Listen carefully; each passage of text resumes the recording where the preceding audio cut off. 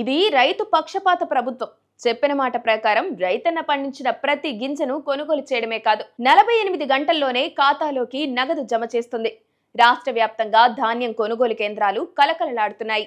రైతన్నకు ఇప్పుడు ప్రభుత్వం కొత్త భరోసా ఇచ్చింది. సేకరణ జరిగిన క్షణం నుంచే ప్రక్రియ వేగవంతం అవుతుంది. ఎక్కడా జాప్యం లేకుండా పారదర్శకతకు పెద్దపీట వేస్తూ కొనుగోలు సాగుతున్నాయి. గడిచిన 24 గంటల్లోనే వేల కోట్ల రూపాయలు నేరుగా రైతుల ఖాతాలకు చేరడం ఒక మైలురాయి. 48 గంటల గడువులోనే మెజారిటీ చెల్లింపులు పూర్తయ్యాయి.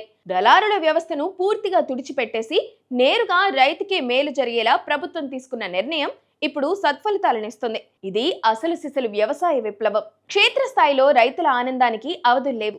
ధాన్యం పోసి రాకముందే ఫోన్లో నగదు జమ అయినట్లు మెసేజ్ వచ్చింది అని రైతులు సంబరపడిపోతున్నారు. పెట్టుబడికి అప్పు తెచ్చిన రైతులకు సమయానికి డబ్బు చేరడం పెద్ద ఊరట. రైతు రాజ్యం అంటే ఇదేనని ప్రజలు గర్వంగా చెప్పుకుంటున్నారు.